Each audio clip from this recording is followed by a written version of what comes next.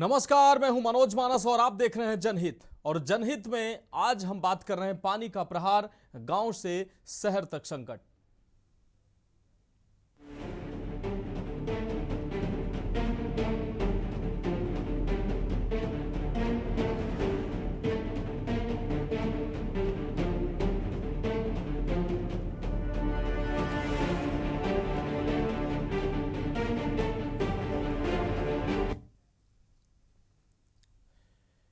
उत्तर प्रदेश में बारिश और नदियों के बढ़ते जलस्तर ने एक साथ दो मोर्चों पर मुश्किलें खड़ी कर दी हैं।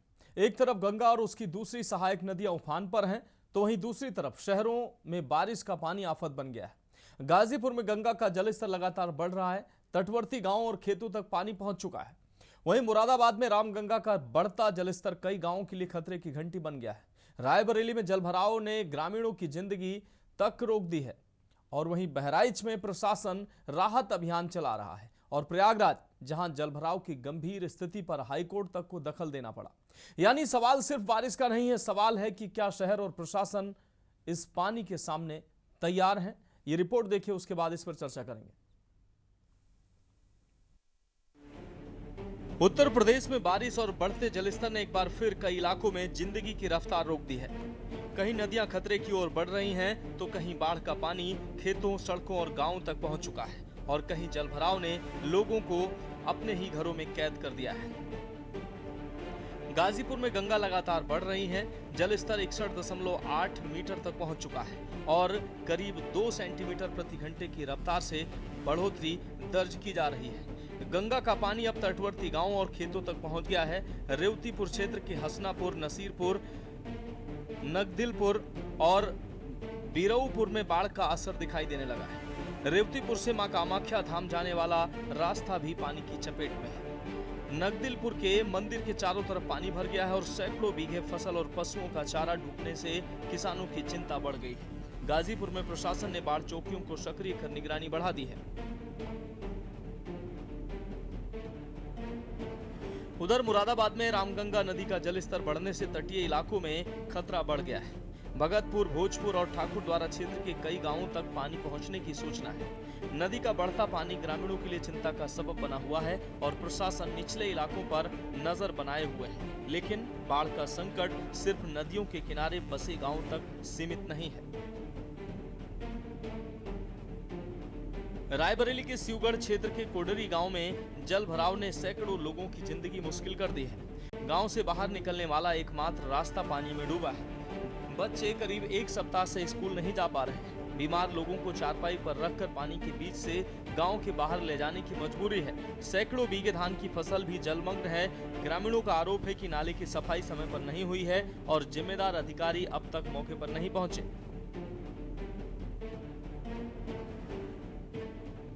शिवा यादव, कोडरी। यहाँ बहुत दिक्कत है। यहाँ पानी की बहुत दिक्कत है। हमारे गांव में बाढ़ आ चुकी है। यहाँ प्रशासन कोई मदद नहीं दे रहा। क्या कहता है? प्रशासन आता है, हिमापुर से लौट जाता है। कोई नहीं आया यहाँ। कब से है पानी? ये पानी 18 तारीख से है। फसलें कितनी डूबी होंगी? फसलें कम से कम कई एकड़ में डूब गई। क्या चाहते हैं? हम चाहते हैं कि प्रशासन आए, यहाँ देखे, कुछ हमारी सुविधा कराई जाए, क्योंकि दवा पानी जाने आने में बड़ी दिक्कत होती है। कैसे जाते हैं? लेटरिन बाथरूम के लिए दिक्कत होती है। हम लोग अगर कोई बीमार होता है तो चारपाई पे लाद के लेके जाते हैं उसे 4 लोग। क्या नाम है आपका? हमारा नाम खुशबू है। कौन सा गांव है? कोडरी। क्या दिक्कत है यहाँ पे? हम लोगों को यहाँ आने जाने में दिक्कत है। इतनी बारिश हो गई है, इतना पानी भरा, हम लोगों को बहुत दिक्कत है। स्कूल जाने में भी दिक्कत है, कोई सामान लाना होता है उसमें भी दिक्कत। हमारे गांव में एक भी दुकान नहीं, हम लोग अईमापुर जाते हैं लाने इतने पानी में। क्या स्कूल जाती? नहीं जाते स्कूल, इसी बारिश की वजह से नहीं जाते। अभी तक जाते थे, 10 दिन से नहीं जाते हैं। स्कूल से रोज फोन आता है कि आ जाओ स्कूल, सर डांटते हैं। कोई अधिकारी आया? कोई नहीं आया। कल कोई आया था, अईमापुर से वापस चला गया, यहाँ तक नहीं आया कोई। वहीं बहराइच में तस्वीर कुछ अलग है। यहाँ बाढ़ प्रभावित लोगों तक राहत पहुंचाने के लिए प्रशासन ने कम्युनिटी किचन शुरू किया है। सुजौली और आनंद नगर में चल रहे कम्युनिटी किचन से रोजाना करीब 8000 भोजन पैकेट तैयार किए जा रहे हैं, जिन्हें बाढ़ प्रभावित परिवारों तक पहुंचाया जा रहा है। वहीं कृषि राज्य मंत्री दिनेश प्रताप सिंह भी बाढ़ प्रभावित इलाकों में पहुंचे और तेज बहाव के बीच ट्रैक्टर ट्रॉली से ग्रामीणों तक राहत किट पहुंचाई।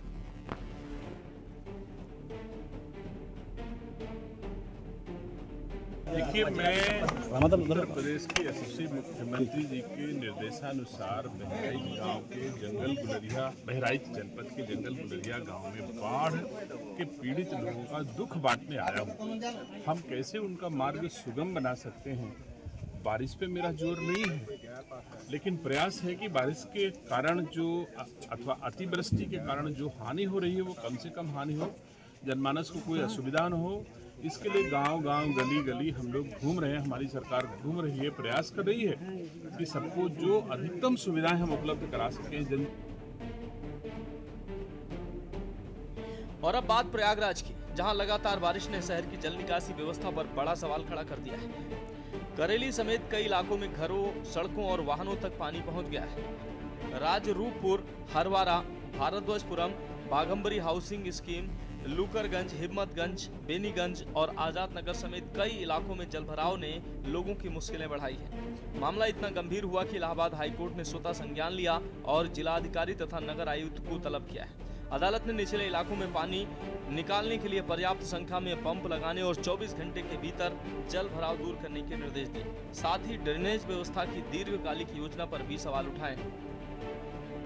यानी तस्वीर साफ है, बारिश प्राकृतिक है, नदियों का बढ़ना भी मानसून का हिस्सा है, लेकिन पानी के बीच फंसी जिंदगी, डूबती सड़कें, जलमग्न खेत और घरों में घुसता पानी ये सवाल जरूर खड़ा करता है कि तैयारी कितनी थी। सरकार और प्रशासन राहत के दावे कर रहे हैं, कहीं कम्युनिटी किचन चल रहा है, कहीं राहत किट पहुंचाई जा रही है, लेकिन दूसरी तरफ प्रयागराज में हाईकोर्ट की सख्ती बता रही है कि जल निकासी और बाढ़ प्रबंधन की चुनौती अभी खत्म नहीं हुई है। अब जरूरत सिर्फ पानी निकालने की नहीं, बल्कि उन व्यवस्थाओं को दुरुस्त करने की है ताकि अगली बारिश फिर वही सवाल लेकर सामने खड़ी ना हो जाए। स्पेशल डेस्क के न्यूज इंडिया।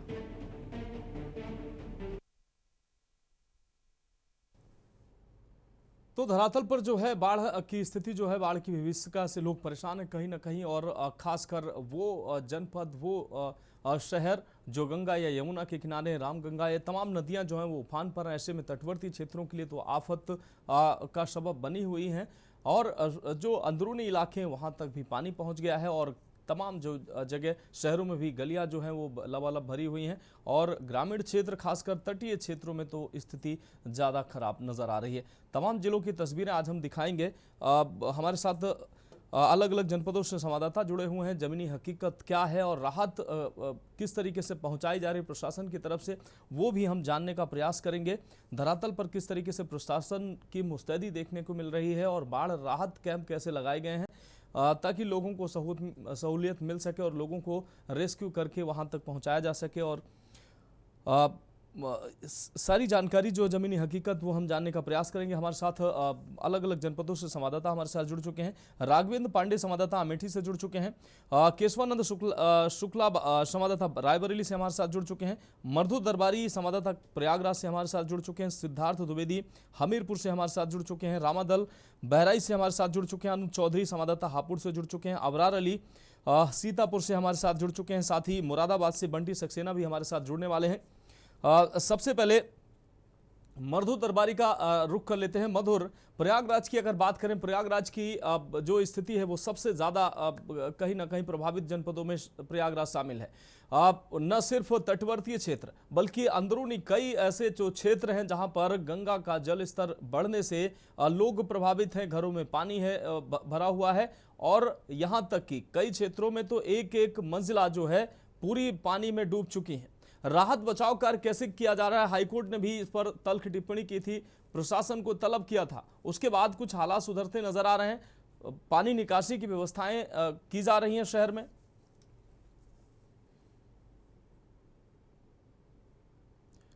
मधुर, अनम्यूट करिए अपने आप को।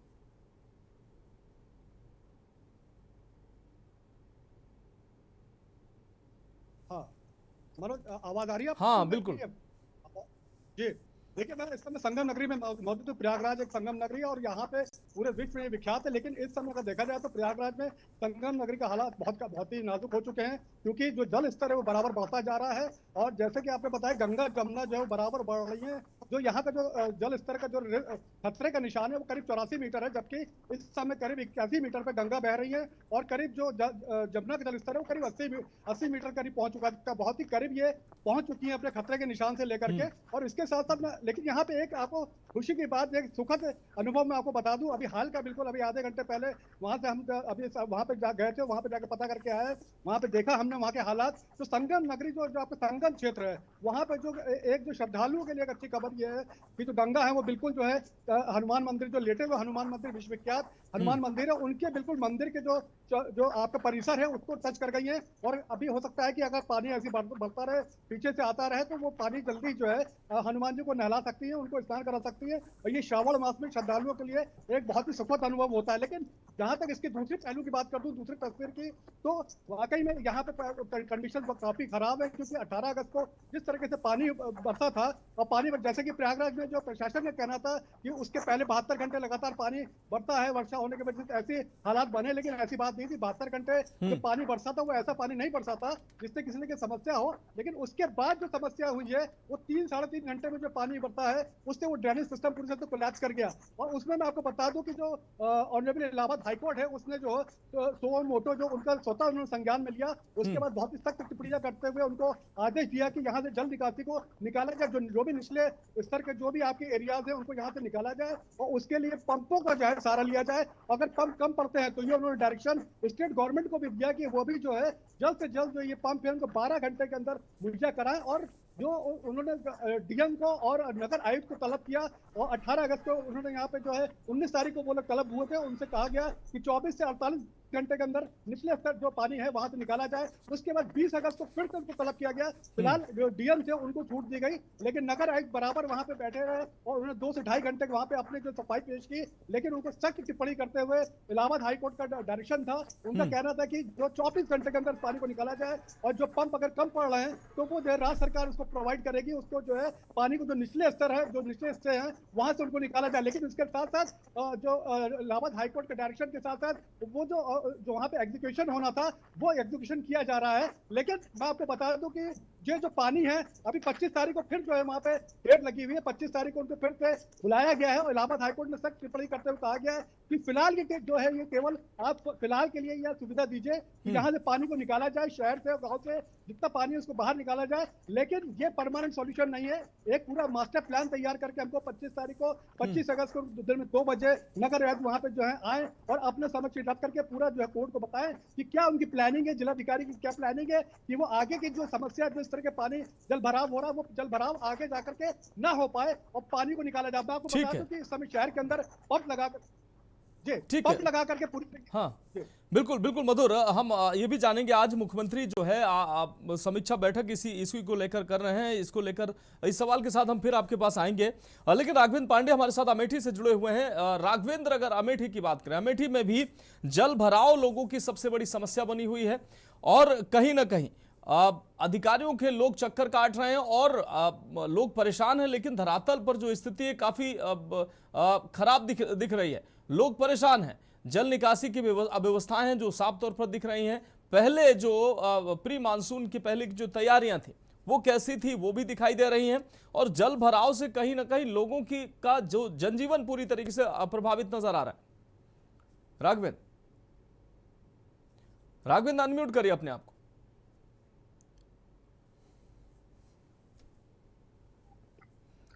जी मनोज जी, बिल्कुल आवाज जा रही होगी। हाँ बिल्कुल जी, बताना चाहूंगा, अगर जनपद अमेठी की बात की जाए तो 18 तारीख से लगातार हो रही 3 दिनों की बारिश में जो जनपद अमेठी के विकास कार्य थे कहीं न कहीं उनके भी पोल को खोलकर जो बारिश है वो रख देती है।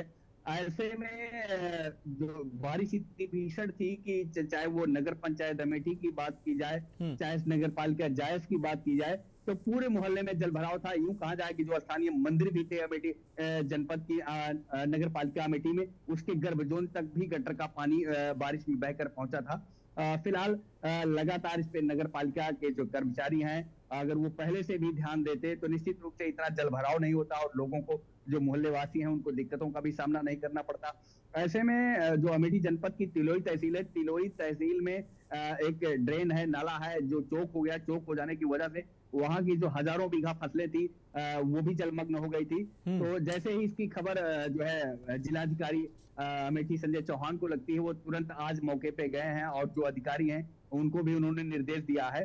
तो निश्चित रूप से चाहे वो जनपद अमेठी की तिलोई ब्लॉक हो या अमेठी नगर पालिका हो या जायस नगर पालिका हो, हर जगह पे जल भराव की जो समस्याएं हैं वो स्पष्ट रूप से लोगों की समस्याओं का कारण है। कुछ ग्रामीण इलाके भी ऐसे हैं, चाहे वो भादर ग्राम पंचायत की भावापुर हो, वहां पे जो बच्चे हैं वो बच्चे लगभग 3-4 दिनों से विद्यालय नहीं जा पा रहे हैं, रास्ता बंद है और पूरे आसपास जो एक टेम्पोररी सड़क बनी हुई थी गांव की मिट्टी से, वो भी पानी में डूबी हुई है। तो कहीं ना कहीं अगर देखा जाए तो बारिश की जो समस्याएं हैं जिसकी वजह से आम जनजीवन जो है वो पूरी तरह से अस्त व्यस्त हुआ है, चाहे वो मवेशी हों, जो स्कूल के बच्चे हों या बूढ़े बुजुर्ग जो हों। तो ये सारी समस्याएं जो हैं वो लोगों के साथ जो है सामने आ रही हैं, और समय रहते अगर शासन द्वारा इसकी जो पहले से रूपरेखा तैयार करके व्यवस्था की गई होती कि बारिश में नाले चौक ना हो, नालों की सफाई हुई होती और भी जो नालियां हैं, तो ऐसे में अगर ये सारी व्यवस्थाएं अगर हुई होती तो लोगों को जो आज समस्याएं हो रही हैं वो निश्चित रूप से समस्याओं का सामना नहीं करना पड़ता। फिलहाल अगर जनपद अमेठी की बात की जाए तो जनपद अमेठी जो है वो पूरा तराई क्षेत्र में भी नहीं आता कि इतनी ज्यादा यहाँ पे ना कोई प्रमुख नदियां हैं कि जिसकी वजह से जल भराव हो। तो लेकिन बावजूद इसके कि अगर पहले से जो भी शेष है कार्य, चाहे वो नालियां हो, चाहे वो नाले हो, चाहे ड्रेन की सफाई हो, अगर ये हुई होती तो इस तरह की समस्या लोगों को जो है फेस नहीं करनी पड़ती। ठीक है राघवेंद्र, आपकी बात आगे। रामादल हमारे साथ बहराइच से जुड़े हुए हैं। रामादल, बहराइच के अगर तटीय क्षेत्रों की बात करें, खासकर घाघरा के जो तटीय क्षेत्र हैं वहां पर कहीं ना कहीं बाढ़, बारिश तो हो ही रही है, बारिश भी लोगों के लिए आफत बनी हुई है, और अब बाढ़ जो है कहीं ना कहीं लोगों को प्रभावित कर रही है। कई गांव इससे प्रभावित हैं। कम्युनिटी किचन की बात बहराइच में सामने आ रही है। वहां पर प्रशासन जो विस्थापित लोग हैं उनके लिए खाने पीने का इंतजाम कर रहा है और लगातार कम्युनिटी किचन की स्थापना कर दी है। दूसरी तरफ जो प्रभारी मंत्री हैं दिनेश प्रताप, वो दौरा कर वहां का उन्होंने दौरा किया है, लोगों से उन्होंने बातचीत की है, राहत किट भी वितरण किया है। बहराइच जनपद की क्या हकीकत सामने आ रही है, जमीनी हकीकत? मैं बता दूं, मेरी मौजूदगी इस समय गोपिया बैराज पे है, जहां आप देख सकते हैं ये नदी जो है ये नेपाल से आई हुई है। जो पहाड़ी बरसात होने के कारण यहाँ कई गांवों में जो है जलभराव हुआ। जलभराव को देखते हुए प्रशासन पूरी तरीके से अलर्ट मूड में रहा। जो मोतीपुर की जो उप जिला अधिकारी मोनालिसा जौहरी हैं, वो अपनी पूरी तत्परता को दिखाते हुए बाढ़ क्षेत्र का जो है दौरा पे रही और लोगों तक लंच पैकेट से लेकर के और राशन किट तक पूरा व्यवस्था में लगी रही। इसी की सूचना पाते ही जो राज्य मंत्री हैं दिनेश प्रताप सिंह, वो भी 20 तारीख में दौरा किए और उन्होंने बाढ़ क्षेत्र का भी दौरा किया, जो ट्रैक्टर से चल करके गांव की हकीकत देखी। और उनके साथ में जो डीएम और एसपी थे, जो यानी प्रशासनिक पूरा अमला जो था उस बाढ़ क्षेत्र के लिए लगा रहा और लोगों को राहत बचाव कार्य के लिए, उनके खाने पीने के लिए कुल व्यवस्थाएं की गई। सबसे बड़ी खास बात यह रहती है कि जो ये बहराइच जनपद है, नेपाल बॉर्डर से सटा हुआ इलाका है, जहां से पहाड़ी कई नदियां बाहर निकल करके आई हैं, जो पहाड़ी बरसात होने के कारण यहाँ कई ग्राम पंचायतों को बाढ़ से प्रभावित करती हैं। ठीक है, लेकिन जिस तरीके से लोगों को दिक्कतें हो रही थी रामादल, अब चूंकि प्रशासन लगातार सक्रिय है, मंत्री भी वहां चक्कर लगा रहे हैं, प्रशासन लगातार निगरानी भी किए हुए है, विस्थापितों को भी वहां से बाढ़ चौकियों पर पहुंचाया गया है जहां पर कैंप लगाए गए हैं, तो लोगों को अब दिक्कतों का सामना तो नहीं करना पड़ रहा है। तमाम क्षेत्रों से ऐसी खबरें सामने आई कि ग्रामीण जो है वो उनके घरों तक पानी पहुंच गया है और उनको अभी विस्थापित नहीं किया गया है। बिल्कुल, मैं बता दूं, ऐसा जो जनपद बहराइच का प्रशासन है, यह जो क्षेत्र बाढ़ प्रभावित हुए हैं उन क्षेत्रों के लिए पूरी तरीके से अलर्ट रहे हैं। ग्रामीण जनता को कोई दिक्कत ऐसी नहीं आने दी गई है। ग्रामीणों को ट्रैक्टर ट्राली से लंच पैकेट और राशन किट तक पहुंचाया गया है। लोग ट्रैक्टर से बच्चों को स्कूल तक भी छोड़ा जा रहा है। ये बहराइच प्रशासन पूरी अलर्ट मूड में रहा है। बहराइच की जनता को ऐसा कोई समस्या का सामना नहीं करना पड़ा है जिससे कि बाढ़ प्रभावित क्षेत्र की जनता को कोई दिक्कत का सामना करना पड़े। ठीक है रामादल, आप जुड़े रहे हमारे साथ। बंटी सक्सेना मुरादाबाद से हमारे साथ जुड़े हुए हैं। बंटी, मुरादाबाद की अगर बात करें, मुरादाबाद में भी अब जो लगातार रामगंगा नदी है वो लोगों के लिए कहीं ना कहीं कहर बनती नजर आ रही है। रामगंगा का जल स्तर जो है वो भी लगातार बढ़ रहा है और मौजूदा जल स्तर वो भी खतरे के निशान से ऊपर है। ऐसे में लोगों के लिए किस तरीके से राहत पहुंचाने का प्रयास प्रशासन कर रहा है, राहत कैंप कैसे बनाए गए हैं और धरातल की हकीकत क्या है?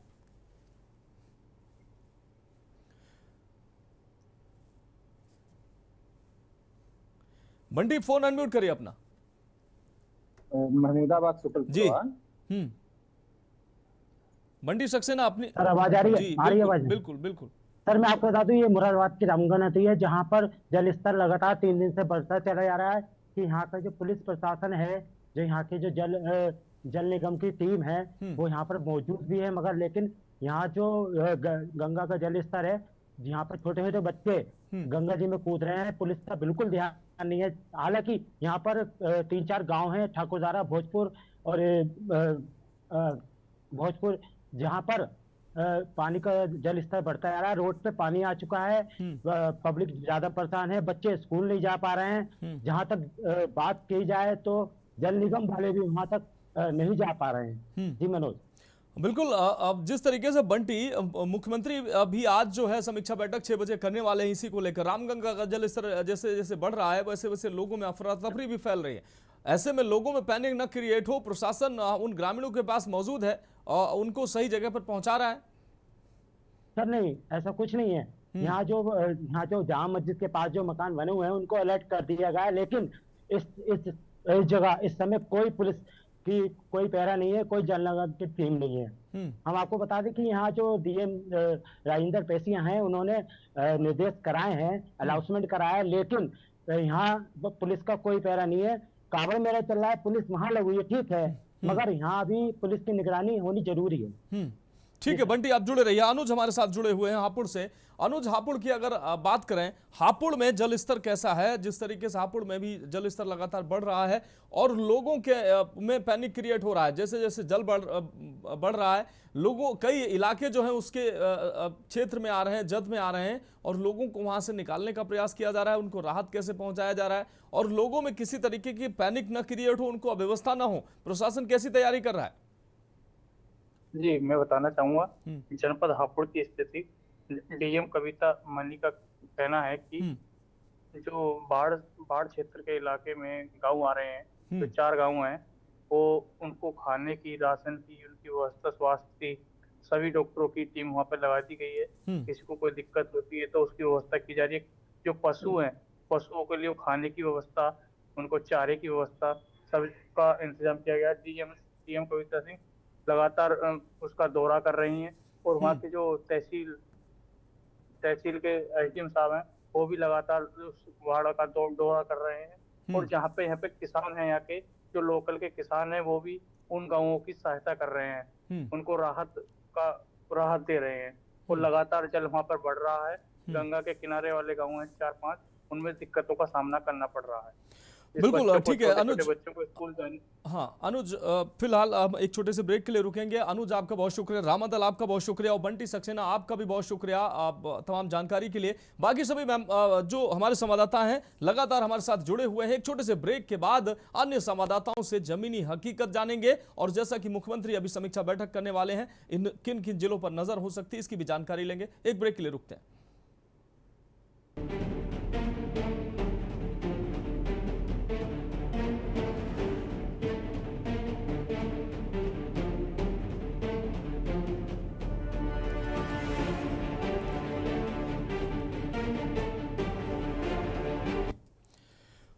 तो ब्रेक के बाद जनहित में एक बार फिर से आपका स्वागत है। हम बात कर रहे हैं पानी का प्रहार, गांव से शहर तक संकट, और सीधे रुख कर लेते हैं अपने संवाददाताओं का। जमीनी हकीकत हमारे संवाददाता लगातार दिखा रहे हैं किस तरीके से हालात बने हुए हैं और जल स्तर कैसे कैसे बढ़ रहा है। शहरों में, ग्रामीण क्षेत्रों में पानी अपना कहर कैसे बढ़ पा रहा है, वो भी हम जमीनी हकीकत दिखा रहे हैं। हमारे साथ केशवानंद जुड़े हुए हैं रायबरेली से। केशवानंद, रायबरेली की अगर बात करें, रायबरेली में बाढ़ की स्थिति तो ऐसी कोई नहीं है, लेकिन जल भराव लोगों के लिए सबसे बड़ी समस्या बना हुआ है। अधिकारियों के जो लोग हैं चक्कर काटते नजर आ रहे हैं, परेशान लोग, लेकिन अधिकारी एयर कंडीशन रूम से निकलते नजर नहीं आते हैं। बच्चे स्कूल नहीं जा पा रहे हैं, रोजगार जो करने वाले लोग हैं वो भी जल भराव से प्रभावित हैं। शहर हो या ग्रामीण क्षेत्र हो, वहां जल भराव की स्थिति कहीं ना कहीं खराब बनी हुई है। इस प्रकार बरसात हो रही है उसको देखते हुए देखा जा रहा है कि जो शहरी इलाका हो या ग्रामीण अंचल हो, वहाँ जल भराव की स्थिति देखने को मिल रही है। आपको बता दें कि रायबरेली जिले के महाराजगंज तहसील क्षेत्र के जो एक कोणरी गांव है, उन गांव की आज के न्यूज की टीम ने जो है ग्राउंड जीरो रिपोर्ट ली, जिसमें देखा गया कि जो पानी है वो घुटनों के ऊपर तक पानी है। तकरीबन 1 से 2 किलोमीटर तक जो वो पानी है, उस पानी के बीच में गांव है जो कि लगभग 100 घर हैं। वहां पे लोग ग्रामीण है, उनको काफी कठिनाइयों का का सामना करना पड़ रहा है। वहीं इस पूरे मामले को लेकर के जब रायबरेली जिले के एडीएम वित्त से बात किया गया कि आखिर जिस प्रकार जो जलभराव है उसको लेकर के किस प्रकार प्रशासन की तैयारियां हैं, तो उनका साफ तौर पर कहना था कि रायबरेली में जलभराव की स्थिति कहीं नहीं है, पूरा जो मामला है वो काफी बेहतर दिखाई दे रहा है। लेकिन जब के न्यूज की टीम ने ग्राउंड जीरो रिपोर्ट पहुंची और रिपोर्ट दिखाई कि आखिर किस प्रकार ग्रामीणों को दिक्कतों का सामना करना पड़ा है, देखा जाए तो आज जो है घाट के ऊपर तक पानी था, उस पानी के बीच में जब के न्यूज की टीम गई और ग्रामीणों से मुलाकात की और लोगों से बात की तो उनको काफी कठिनाइयों का सामना करना पड़ा है। उन्होंने बताया कि वहाँ उनके जो बच्चे हैं वो तकरीबन बीते एक हफ्ते पहले से वो जो है स्कूल नहीं गए हुए हैं, घरों में कैद है, तो और लोगों को आने जाने में काफी कठिनाइयों का सामना करना पड़ा। जो ग्रामीण वहाँ के वृद्ध हैं वो बीमार भी हैं, उनको अस्पताल आने जाने में भी काफी कठिनाइयों का सामना करना पड़ा है। आने जाने में देखा जाए तो काफी दिक्कत है, लगभग जो 100 मकान है उनके रहने वाले लोग काफी परेशान हैं।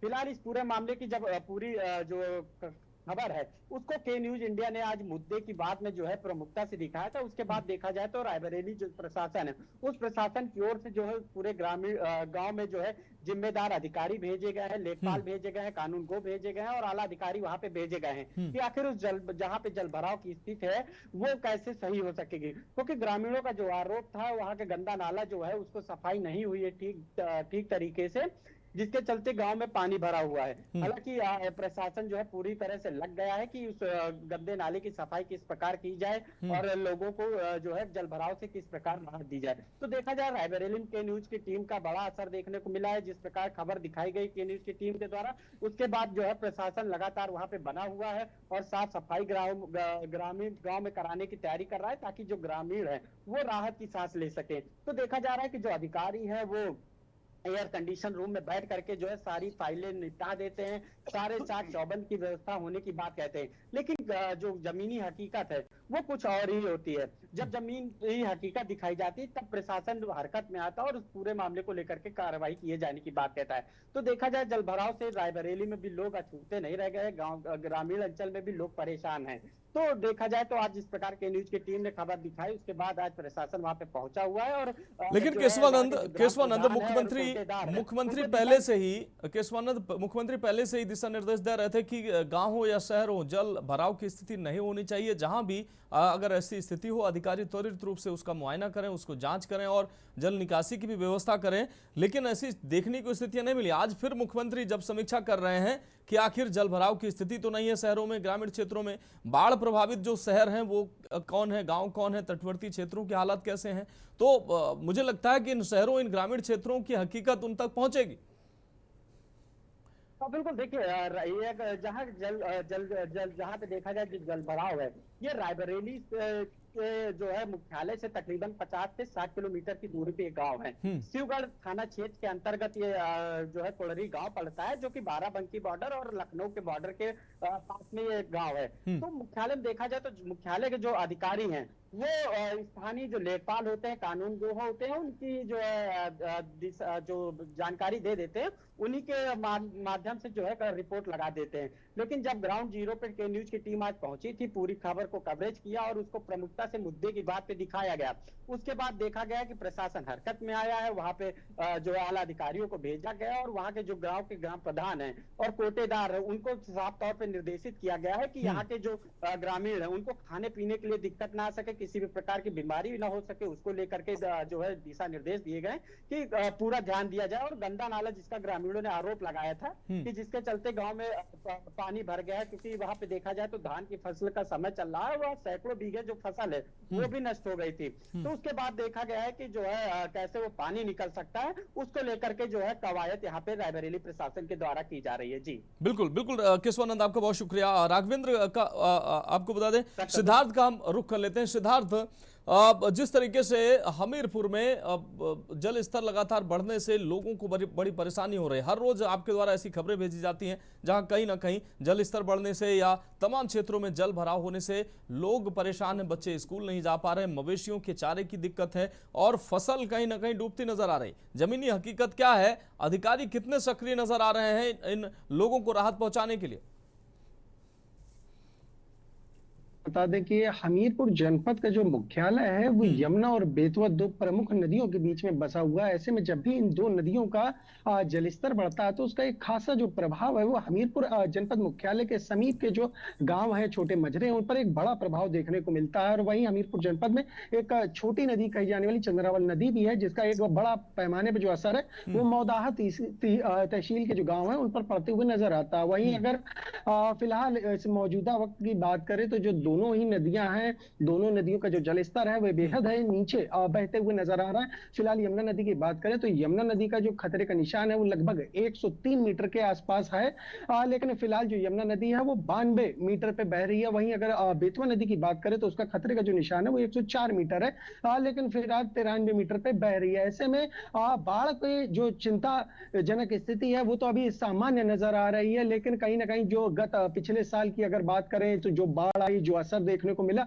उसको लेकर हमीरपुर जिला प्रशासन ने एक बार फिर कमर कस ली है और पुराने सालों को देखते हुए तमाम जो जरूरी इंतजाम हैं वो किए जा चुके हैं। फिलहाल हमीरपुर जनपद मुख्यालय के पास ही कुछेचा डिग्री कॉलेज है, वहां पे अगर बाढ़ आती है, बाढ़ की स्थिति उत्पन्न होती है, तमाम जो ग्रामीण है जिनको वहां रखने के लिए पूरी जो व्यवस्थाएं वो की गई हैं, उनके जो गौवंश हैं उनको बांधने वगैरह के लिए चारे भूसे इत्यादि सारी व्यवस्थाएं की गई हैं। तमाम जो ग्रामीणों को उस डिग्री कॉलेज में स्थान दिया जाएगा, उनके खाने पीने की व्यवस्था, मेडिकल के उपचार और तमाम जो बुनियादी सुविधाएं उनका भी इंतजाम वहां किया गया।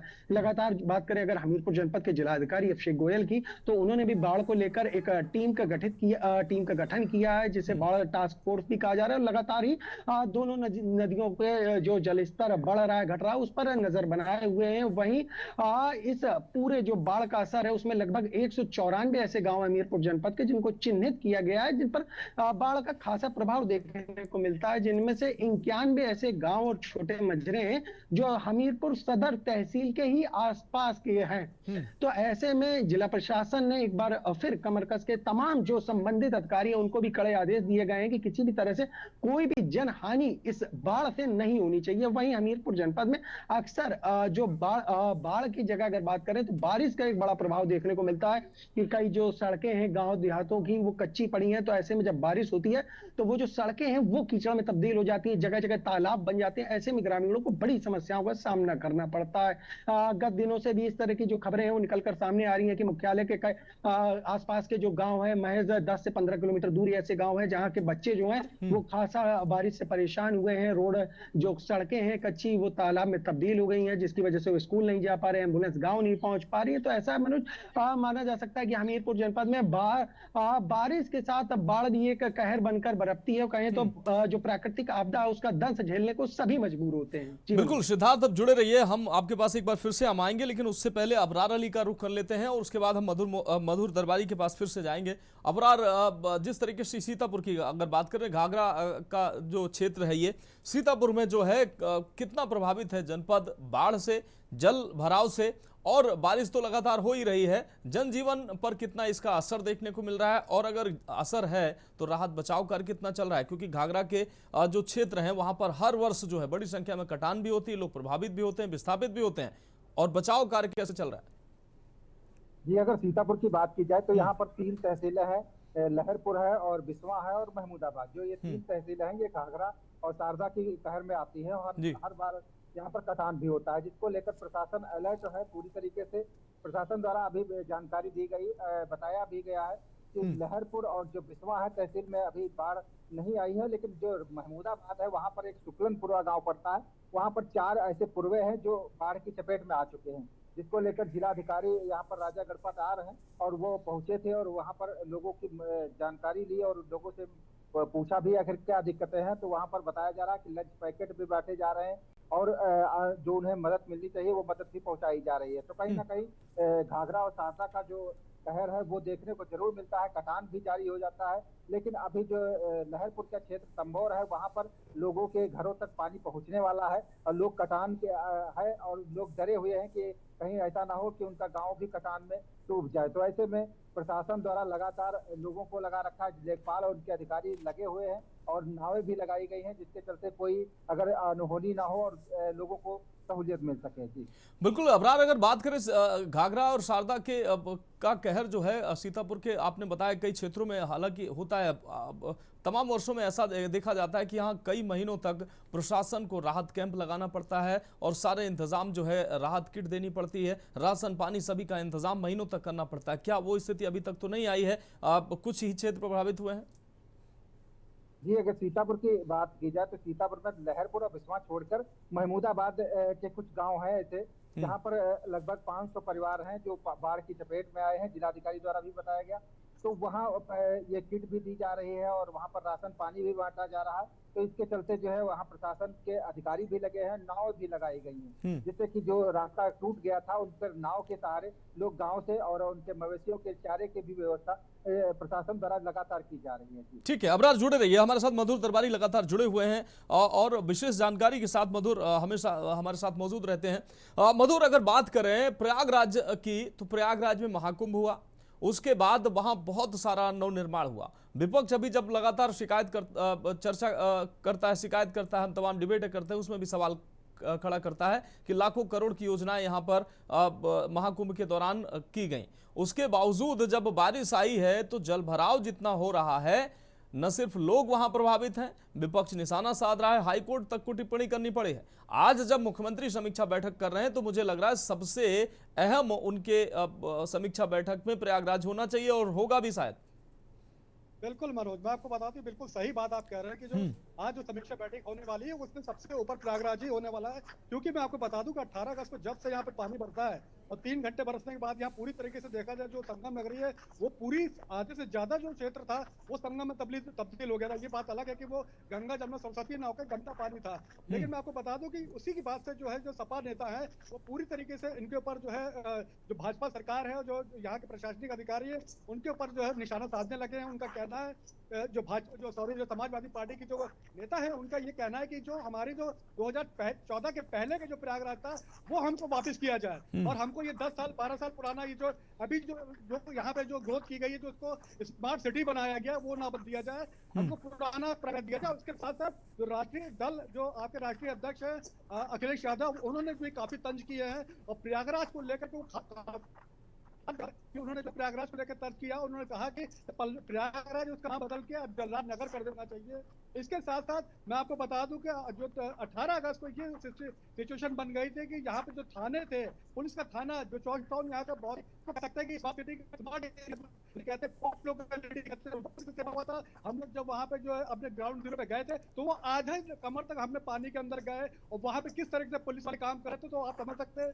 चाहे वो कार्यालय हो, चाहे वो आपका थाने हो, स्कूल हो, कॉलेजेस हो, स्कूल में एडमिशन के वहाँ पे बोर्ड्स लगे हुए थे, लेकिन केवल वो बोर्ड्स लगे हुए थे क्योंकि वहाँ गेट से लेकर के एंट्री से लेकर एग्जिट तक केवल पानी, जिसे कहते हैं कि प्रयागराज पानी पानी हो रहा था। और अभी भी हालात पूरी तरह से सुधरे नहीं है। जैसे मैंने आपको बताया कि पीछे से पानी आ रहा है और इसके अलावा जैसे मैंने आपको बताया पॉलिटिक्स भी इसमें शुरू हो गई है। लेकिन जहां तक चैलेंजेस की बात है, प्रयागराज से जो प्रशासन है उसके लिए चैलेंजेस बहुत ज्यादा होने वाले हैं और बहुत ज्यादा हैं, क्योंकि ऑनरेबल इलाहाबाद हाईकोर्ट ऑलरेडी इस मामले में बहुत सख्त है और 25 अगस्त को जो यहाँ नगर आयुक्त तो उनको जो है पर्सनली वहां पे जो है बुलाया गया है। 2 बजे उनकी वहां पे हेयरिंग होगी, उनका सुना जाएगा और उनसे जो नया प्लान है, मास्टर प्लान है, वो लिया जाएगा। और उन्होंने सख्त हिदायत दी है ऑनरेबल इलाहाबाद हाईकोर्ट ने कि ये जो प्लान है ये ट्रांसपेरेंट होना चाहिए। और सबसे बड़ी बात मैं आपको बता दूं कि इलाहाबाद हाईकोर्ट तो सख्त है ही, और इसके अलावा अखिलेश यादव, जैसे आपने कहा कि हजारों करोड़ लगे हैं, तो अखिलेश यादव ने भी बात पे तंज कसा है। उन्होंने कहा है कि 1 लाख करोड़ रुपए जो है महाकुंभ में लगाए गए थे।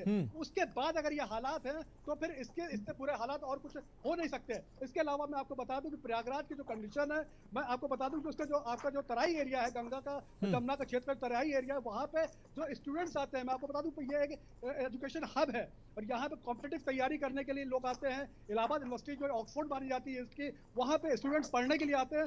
ये केवल मैं आपको बता दूं कि प्रयागराज के लड़के नहीं है, जब अगल बगल के क्षेत्रों के भी लड़के नहीं है, जिलों के नहीं है, यहाँ पे देश विदेश से लोग पढ़ने के लिए आते हैं। इलाहाबाद यूनिवर्सिटी की मैं बात कर रहा हूँ, जहाँ तक कॉम्पिटिटिव एग्जाम्स की बात है, सारा जो यहाँ पे एजुकेशन हब यहाँ पे है, वो सारा यहाँ पे जो आपका छोटा बगाड़ा है, बड़ा बगाड़ा है, दारागंज है, कटरा है, वहाँ पे रूम ले लेकर के रहते हैं। वो पूरी तरीके से करीब 2 से 3 हजार छात्र यहाँ से घर वापसी हो गई है। इसके अलावा जो यहाँ का जो आपके फ्लोर बने हुए जो आपका तराई क्षेत्र है, करीब 15 से 16 ऐसे आपके मोहल्ले हैं जहाँ पे जो फर्स्ट फ्लोर है वो पूरी तरह से डूब गया था। तो लोग जो है वो ऊपर वाले सेकंड फ्लोर पर जाने का, ग्राउंड फ्लोर पूरी तरह से डूब गया था, तो सेकंड फ्लोर पर जाकर रहने के लिए मजबूर हो गए थे। एनडीआरएफ एसडीआरएफ की जो टीमें थी वो बराबर यहाँ पे काम कर रही थी, लेकिन उसके बाद भी मैं आपको बता दूं कि प्रशासन के लिए यहाँ पे बहुत ही चैलेंजेस होने वाले हैं, क्योंकि जो इलाहाबाद हाईकोर्ट है उसने सख्त टिप्पणी करते हुए कहा है, सख्त डायरेक्शन दिए हैं कि जो छोटे बच्चे जो घरों में पानी भर गया है वहाँ पे जो है डेंगू, मलेरिया, डायरिया जैसी बीमारियां फैल सकती हैं, उसको लेकर के रोकथाम करने के लिए वहाँ पे जितने टीकाकरण है उनको किया जाए, वहाँ पे साफ सफाई की जाए, सैनिटाइजेशन किया जाए। सबसे ज्यादा डायरेक्शन ऑनरेबल इलाहाबाद हाईकोर्ट ने दिया है कि उसको सैनिटाइज किया जाए, पूरी तरह से क्लियर किया जाए, जिससे कि पूरा जो है एरिया है वो पूरा साफ किया जाए। और इसके साथ साथ और मैं आपको बता दूं कि जो अभी जो हालात है अभी भी सुधरे नहीं है, क्योंकि पीछे डैम से जो है लाखों क्यूसेक पानी जो है वो आ रहा है, चाहे वो कानपुर से हो, चाहे वो आपको नरोरा से हो, बुलंदशहर से हो, वो पानी बराबर आता जा रहा है और हालात अभी आगे और भी बहुत खराब हो सकते हैं। जैसा मैंने आपको बताया कि जो गंगा यमुना का जो पानी है, ठीक है, अब जो है अपने क्षेत्र मधुर और बड़े तक वहां तक पहुंच चुका है। जी हाँ मधुर, हम अतिक्रमण को लेकर भी एक सवाल आपके पास लेकर आएंगे अभी थोड़ी देर में, चूंकि आपको जो प्रयागराज की पूरी जो भौगोलिक स्थिति है सबकी जानकारी, विशेष जानकारी है, मुझे जो जानकारी है मैं जितना जानता हूं आपको, इसलिए अतिक्रमण अभी इसमें कहीं ना कहीं भागीदार है क्या, इस पर हम आपके पास सवाल लेकर आएंगे। लेकिन इस बीच हमारे साथ रामादल लगातार जुड़े हुए हैं। रामादल, अगर बहराइच की बात करें, बहराइच में घाघरा जो है कई तहसीलों, बहराइच की कई तहसीलों को के क्षेत्रों को घाघरा प्रभावित करती है। इस बार की अभी की जो स्थिति है, अभी कुछ दिन पहले तक तो स्थितियां सामान्य थी, अभी पिछले एक हफ्ते से जो है जलस्तर लगातार बढ़ रहा है। अभी जो जल स्तर कितना बढ़ा है, कितना एरिया या कितना क्षेत्र जो है अभी प्रभावित है, और राहत बचाव दल तो लगातार सक्रिय है, और आगे कितना अलर्ट है राहत बचाव दल और प्रशासन, ताकि अगर जल स्तर, क्योंकि नेपाल से भी पानी छोड़ा जाता है उसका भी प्रभाव पड़ता है, चाहे सीतापुर हो चाहे बहराइच हो, तो इसके लिए प्रशासन की मुस्तैदी और तैयारियां कैसी हैं ताकि ऐसी कोई स्थिति हो तो कम से कम लोगों को सुरक्षित बचाया जा सके?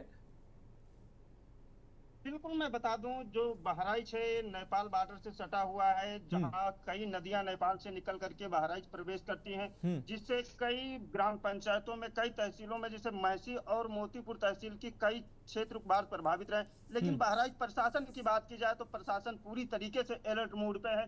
जगह जगह कई जगह बाढ़ चौकियां बनाई गई हैं। जो मोतीपुर तहसील की एसडीएम मोनालिसा जौहरी है वो भी पूरी तरीके से मुस्तैद अलर्ट है। जो महसी तहसील है वहां भी प्रशासन पूरी तरीके से अलर्ट है। डीएम व एसपी पलपल की निगरानी रख रहे हैं, पलपल का दौरा कर रहे हैं और लोगों से बाढ़ के संबंध में फीडबैक ले रहे हैं, और लोगों तक बाढ़ जो अभी एक हफ्ते से जो बाढ़ स्थितियां जो बिगड़ी, नदियों का जलस्तर जो बढ़ा, उसको लेकर के जिला अधिकारी पूरी तरीके से, जिला प्रशासन अलर्ट मोड में है। लोगों को कोई भी दिक्कत नहीं होने दी जा रही, क्योंकि अभी ऐसी कुछ खास बाढ़ करके पूरे तहसीलों में नहीं प्रभावित कर पाई है। ठीक है, ठीक है रामादल, जुड़े रहिए। एक बार फिर से सिद्धार्थ आपके पास आएंगे। सिद्धार्थ, अगर देखा जाए, अगर सबसे प्रभावित जनपदों में तो हमीरपुर भी उसमें से प्रमुख है। ऐसे में आज जब मुख्यमंत्री समीक्षा बैठक कर रहे हैं, उसके बाद क्या लग रहा है कि अधिकारी जो है, वैसे पहले से अधिकारी आपने बताया कि अलर्ट पर हैं और कहीं ना कहीं राहत बचाव कार्य में लगे हुए हैं जहां भी लोग प्रभावित हैं, लेकिन मुख्यमंत्री जब समीक्षा कर रहे हैं राहत पैकेज जनपदों के लिए, आज मुख्यमंत्री कुछ दे सकते हैं या अतिरिक्त निर्देश अधिकारियों को दे सकते हैं जो ऐसे क्षेत्र हैं जहां पर राहत की आवश्यकता है, लोगों को जरूरत का सामान पहुंचाने की जरूरत है? जी मनोज, बिल्कुल स्वाभाविक सी बात है कि जो हमीरपुर जनपद है वो दो नदियों यमुना और बेतवा के बीचों बीच बसा हुआ, और एक दोनों ही जो नदियां हैं वो बड़ी नदियां मानी जाती हैं, और जब इनमें जलस्तर जो बढ़ता है तो इसका एक बड़ा प्रभाव हमीरपुर जनपद में देखने को मिलता है, कई बार जनहानि भी होते हुए। तो ऐसे में आज जब मुख्यमंत्री योगी आदित्यनाथ मीटिंग कर रहे हैं बाढ़ को लेकर, तो अगर सूत्रों की माने तो कहीं ना कहीं जनहानि को लेकर एक बड़ा मुद्दा माना जा रहा है कि इस मीटिंग में जनहानि का एक बड़ा मुद्दा रहेगा जिसको लेकर चर्चा की जाएगी, और साथ ही जो क्षति है वो कम से कम पहुंचे लोगों को, और किसी भी तरह से कोई बड़ा नुकसान न झेलना पड़े, और साथ ही लोगों के बचाव के लिए जिला प्रशासन भी कड़े जो निर्देश हैं वो दिए जा सकते हैं।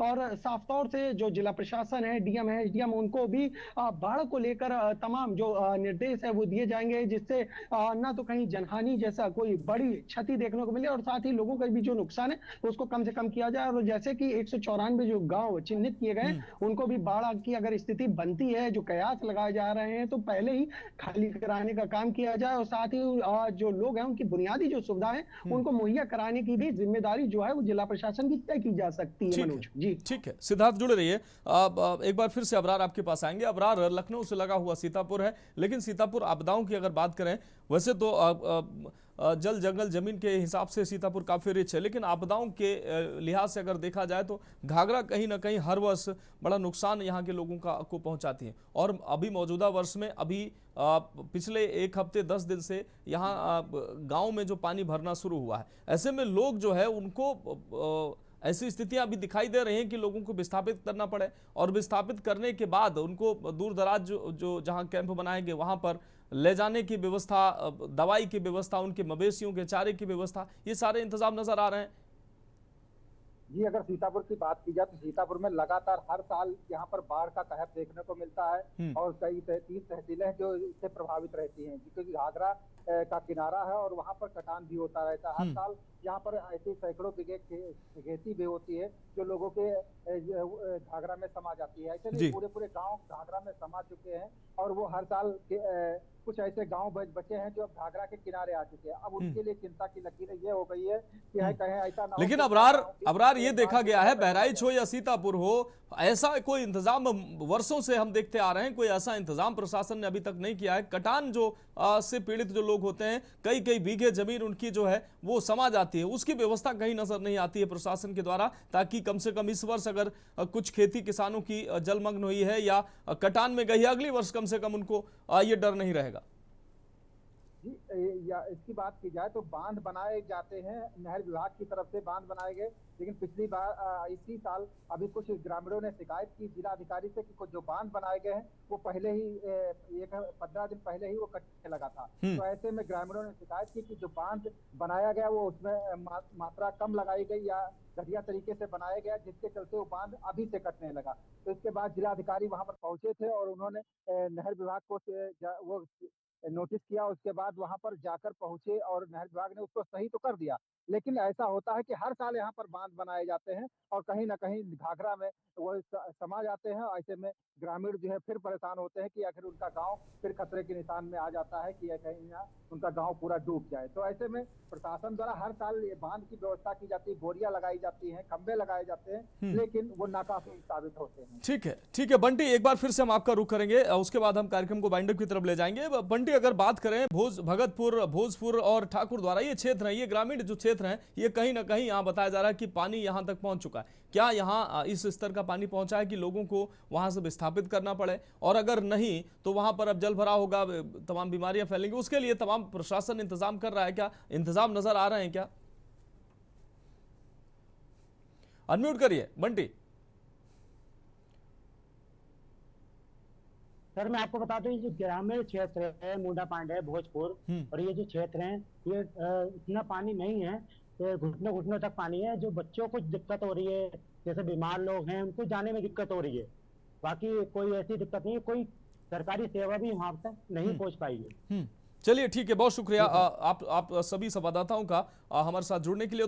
तमाम जमीनी हकीकत और जमीनी समस्याओं और जो लोग प्रभावित हो रहे हैं उनके समस्याओं से रूबरू कराने के लिए, क्योंकि जल स्तर जो है कई नदियों का, गंगा सहित उनकी सहायक नदियां जो है उनका जल स्तर बढ़ रहा है। इनके तटीय जो जनपद हैं और जो तटीय लोग हैं वो कहीं ना कहीं प्रभावित नजर आ रहे हैं। इसके अलावा कई शहर और गांव भीषण, जिस तरीके से बारिश हो रही है तो क्षेत्र जलमग्न हो रहे हैं, जल निकासी की व्यवस्था नहीं है, इससे लोग प्रभावित हैं। आज जो है शाम 6 बजे, अभी कुछ ही देर में मुख्यमंत्री जो है बैठक करने वाले हैं, समीक्षा बैठक। इस समीक्षा बैठक में कई जनपदों की जो वो समीक्षा कर सकते हैं कि राहत बचाव कार्य किस तरीके से चल रहे हैं, लोगों को सहूलियत मिले, उनको कोई दिक्कत ना हो, इसकी व्यवस्था हो। ये समीक्षा बैठक में अहम विषय हो सकता है। फिलहाल इस खास बुलेटिन में अभी के लिए इतना ही। मुझे दीजिए इजाजत और आप देखते रहिए के न्यूज़ इंडिया।